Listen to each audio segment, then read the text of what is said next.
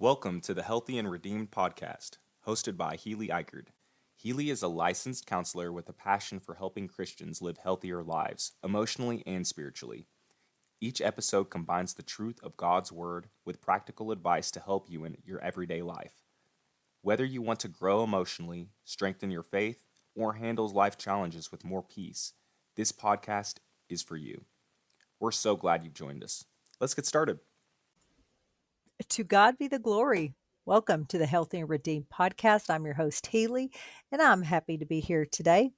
Today is a special edition. I am going to read my story called The Red Ball. It is a story of friendship and forgiveness. And I wanted, before we get right into the reading, I wanted to give you a little background on the story.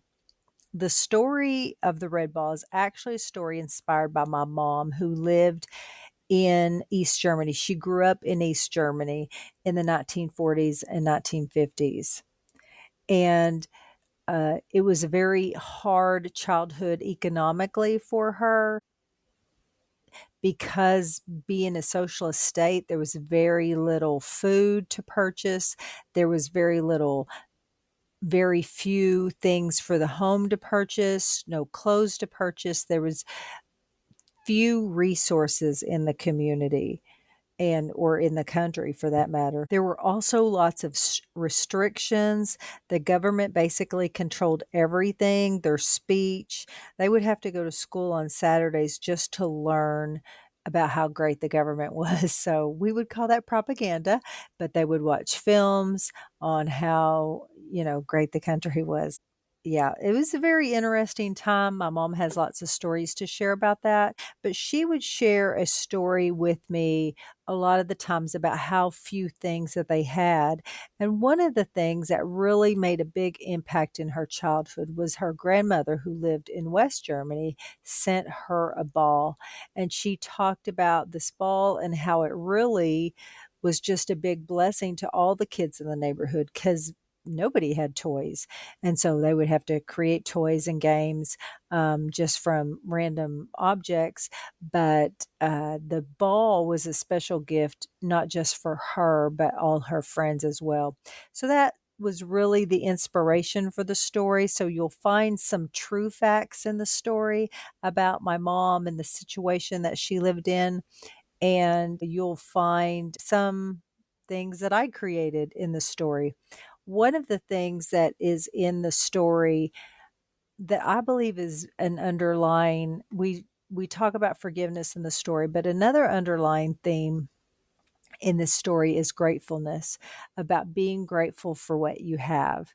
And she learned that at a very young age. And it's interesting, just having grown up in America, and where we have so much stuff, that how she learned gratitude at that very young age and is still grateful. She still thinks of time where she didn't have meat for meals, or just the different kind of treats that maybe we have, and we have it abundantly, that she still remembers those times when she was a child and thinks now in gratitude. And she was grateful at that time for the things that they have, that was something that was instilled into her. And I think that's a really awesome trait. And I think one that we would all learn from. I talked about gratitude in one of my previous podcast episodes about coping skills, and how gratefulness really affects your brain and can really affect how you look at life. So I'd like to share this story. I wrote in the dedication in the beginning of the story, to my mom, Renata, who has always loved others well. And that, I think, comes from a heart of gratitude, that you're able to love others well. The Red Ball. A long time ago, in a faraway land, lived a young girl named Renata. This land was filled with rulers who liked to be in charge, and they made a whole list of rules for the people to follow. Everyone worked hard to obey so they wouldn't get in trouble. Most people had to walk everywhere they went because they didn't have cars. There was very little food or clothes to buy. People bought fabric to make clothes at home. Sometimes, after Renata's mom made a new dress or shirt, Renata liked to play with the extra pieces of material. She kept the best pieces in a box in her room. Renata's only toys were two dolls and a teddy bear. When Renata prayed each night, she thanked God for all that He had given to her and her family. Each day, Renata climbed up and down 4 flights of steps between the apartment where she lived with her parents and the bakery below. Delicious smells always filled the stairwell, and she was thankful that they could afford to buy fresh bread every day. Renata had 4 wonderful friends: Monica, Willie, Hendrik, and Rosemary. They went to school 6 days a week. They all enjoyed recess the most. Since there was no playground or toys at school, Renata and her friends made up their own games. Most days after school, she walked home with Willie. They would talk about new games to play or something interesting they had learned. They walked together as far as the river, then went in different directions to their own homes. One day, when Renata arrived home from school, her mom exclaimed, "Rennie, a package came for you today from your Grandma Dora. You can open it once you've finished your chores." Renata was excited and curious to see what was in the package. She didn't want to wait. "Oh, phooey," she said, "I don't like all these chores." But she knew that all kids had chores, and her dad was out of town a lot, so her mom really needed her help. So off she went to dust, polish shoes, and iron the clean laundry. The chores seemed to go faster than usual as she thought about what could be inside the package. Was it school paper? A new pencil? Maybe some candy? Her grandma Dora lived in another country where there were lots of things to buy, so the box could be filled with almost anything. She hoped for a new toy, but was afraid to wish for too much. Whatever it was, she knew she would like it. When she was finished with the chores, tired from all the work and all the thinking, Renata ran to her mother. "Mama, I'm done. Can I open my package now?" Renata always did a good job on her chores, so her mom did not have to check to see if they were done well. She gave her the box, and Renata raced to her bedroom to open it. When she did, she screamed so loudly her mom came running in. "What's wrong, Rennie?" Renata wiped a tear. "I'm so happy." She pulled out a red ball from the box. She hugged it and turned it over and over in her hands. She had never had a ball before, and it looked so beautiful. "Oh, I must tell Grandma thank you." Renata hurried to get a pencil and paper and wrote to her grandmother. "Dear Grandma Dora, thank you so much for the ball. I love it so much. It is the most beautiful ball I've ever seen. I can't wait to show it to my friends. Love, Renata." She took the letter to her mom, who promised to mail it the following day. That night, Renata thanked God for her special gift.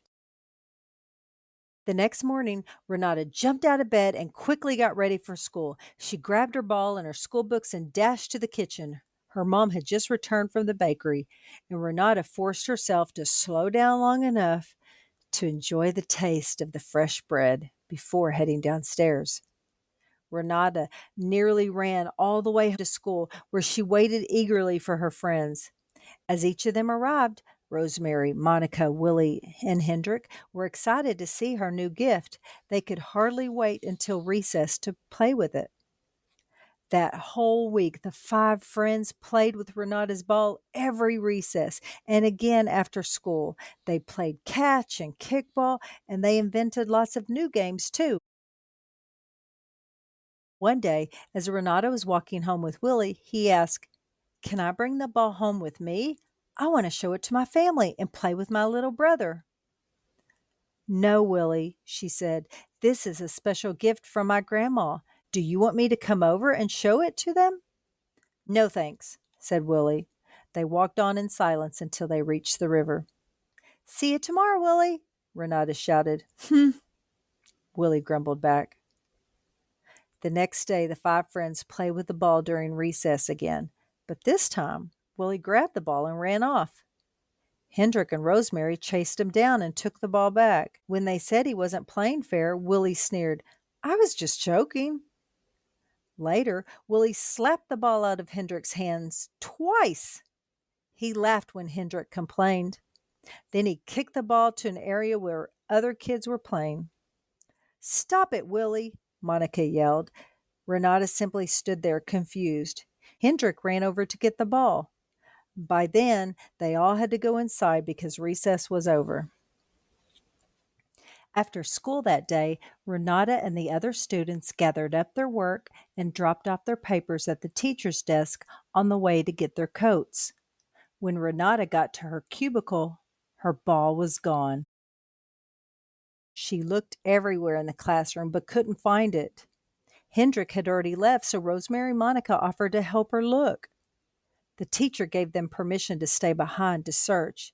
They looked everywhere. Finally, Renata said quietly, "Thank you for helping me, but we need to go home now." "I'm sorry, Renata," Rosemary whispered. "Me too," Monica echoed. As Renata walked home, she saw Willie ahead of her with something tucked under his coat. Something big and round, like a ball. Renata ran after him. "Willie!" she shouted, but he didn't seem to hear her, except to walk so quickly he was almost running. She chased after Willie all the way to his house. By the time Renata arrived at his doorstep, he had already gone inside. Out of breath, she knocked on the door. Willie opened the door a crack. "Willie?" Renata panted, trying to catch her breath. "Why didn't you wait to walk with me after school? Is something wrong?" "I had to hurry home to do my chores," he answered. "Have you seen my ball? I thought I saw you with it." "You followed me?" Willie snapped. "Well, I don't have your ugly ball." "Well, I know you liked it and wanted to bring it home." "I told you I don't have it," Willie shouted. "I have to go." And he slammed the door. Renata felt terribly discouraged as she slowly walked home. While she did her chores, she thought about all that had happened that day. Willie had to have her ball, but what could she do? The more she thought about it, the angrier she got. How could Willie steal her ball and then lie about it? She couldn't stop thinking about it. Even after she went to bed, she tossed and turned all night. She hoped and prayed that Willie would bring the ball to school the next day, but he didn't. At recess, Rosemary, Monica, Hendrik, and Renata played tag and walked in big circles around the schoolyard while Willie played with some other boys in the class. "Why isn't Willie playing with us today?" Rosemary asked. Hendrik and Monica shrugged. Renata exclaimed loudly, "Who cares?" For days, Renata imagined Willie laughing and playing with her ball. She pictured him creating games with his brother and having fun. Whenever she thought about him, she felt her face get warm. She did all her chores harshly, slamming down the clothes, polishing the shoes hard and fast, and stomping her feet from room to room. Finally, she decided to talk to her mom about what had happened. Renata blurted out the whole story, loudly expressing her frustrations about Willie. Her mom listened quietly until Renata was finished. "I knew something was different about you lately. You've been grumpy and not smiling very much. You stopped playing after your chores and didn't even seem to enjoy your bread in the morning." Renata hung her head. Her mom was right. "If Willie did steal the ball," her mom said, "he probably knows what he did was wrong. Maybe he feels too bad about it to play with you and your friends anymore. That is his problem to work out, but you are responsible for your own anger. I hope you will forgive him so you can be happy again." "But what he did was wrong," Renata protested. "Why should I forgive him?" "It's what God asks you to do. He forgives us for the things we have done wrong, and because of that, we can forgive others. When you don't forgive someone, your anger grows and turns into bitterness. It can make you into a mean person. Is that what you want?" As she tried to sleep, Renata thought about her mom's question. She asked God to show her who He had made her to be. She remembered the story of Jesus dying and rising again so that she could be forgiven of her sins. She realized that she had been wrong to carry her anger around for so long. After several hours, Renata had an answer for her mom's question. She wanted to be a person who shared kindness, joy, and love. She could forgive Willie because God had forgiven her. And with that thought, she fell fast asleep. The next morning, Renata jumped out of bed and put on her favorite dress. She opened her special box and pulled out her nicest piece of material. Then she sat down and wrote something on a small piece of paper. Renata's mom didn't seem to notice that instead of eating her breakfast, Renata carefully wrapped her morning bread in the fabric. She tucked the little bundle into her pocket next to the note and left a little early for school. When she arrived, she put the bread and the note on Willie's desk. Then she slid into her chair across the room and started her work. When Willie arrived, he sat down and opened the note. It said, "Dear Willie, we really miss playing with you at recess. We hope you will join us today. Your friend, Renata." After reading the note, Willie quietly ate the bread and listened as the teacher started class. At recess, Willie walked over to join Renata, Monica, Hendrik, and Rosemary as they were starting a game of hopscotch. The friends invited Willie to go first. They all laughed and joked with one another, just like old times. Renata wore a huge smile as she jumped from square to square. That night, as Renata lay in bed, she thought about how easily her anger left when she decided to forgive Willie. Even though she missed her beautiful red ball, she felt genuinely happy as she imagined Willie playing ball with his brother. Her forgiveness seemed to have helped him be nicer too. She prayed and thanked God for the gift of forgiveness. From that day on, the five friends played all their old games, told stories, and laughed. They forgot all about the red ball. At least it seemed that way. One morning, as Renata left for school, she turned to close the outside door, and something red near the stairwell caught her eye. She looked closer and saw her beautiful red ball. She let out a squeal of joy, scooped up the ball, and ran all the way to school. When she arrived out of breath, she nearly ran over Willie, who was standing at the school door. "Hey," he said, "I'm sorry for taking your ball. Thank you for forgiving me." Renata hugged him and smiled. "Thanks for bringing it back and for your apology. It means a lot. You're my friend. I care for you very much, and I always will." Willie grinned back at her. Renata could hardly wait for recess so she could play with all of her friends and the red ball. Ephesians 4:32 says, "Be kind and compassionate to one another, forgiving each other, just as Christ God forgave you." I like stories that teach lessons to kids, so I created a companion activity book to go specifically with the red ball. It's got questions in there about the story to kind of help kids learn about emotions and to learn about forgiveness and gratitude and the fruit of the Spirit.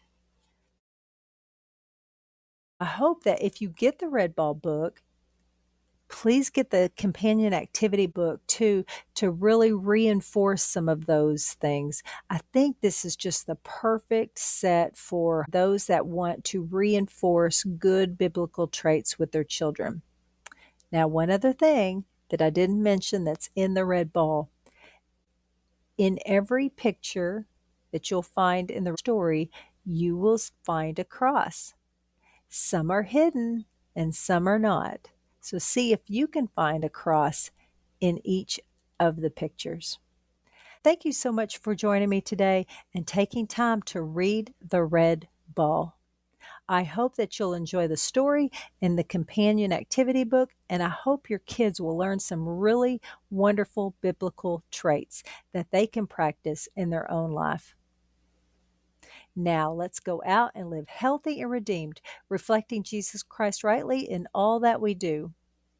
Thank you again for joining me, and Lord willing, I'll see you next time. Thank you for listening. We hope today's episode served as a helpful resource on your journey toward emotional and spiritual health. If you were encouraged, share this episode with a friend and consider leaving a review. It helps more people find hope and healing through God's truth. To access more mental health resources, visit writtenbyhealey.com.